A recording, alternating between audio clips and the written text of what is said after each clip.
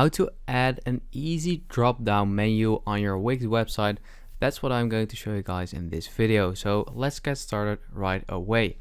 So at the top you can see that there is three different pages on this website, and what you want to do is go to menus and pages, and then you can, for example, add another page. So let's say you want to add a page and call it, for example, class, like that, and then you want to make that as a drop down menu, for example.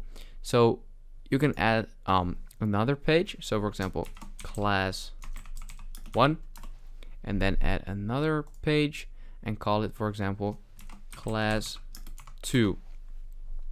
What you then can do is you can click on the three dots of this first one right there and click on sub page, and you can also drag this one as a sub page, just like that, and as you can see, it will disappear right there from the menu.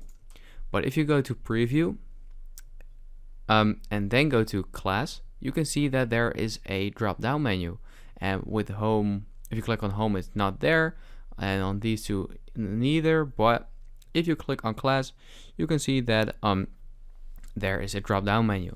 So yeah, that's basically it. If this video helped you out, please leave a like and let me know in the comments if it worked, and I'll see you next time. Have a good day.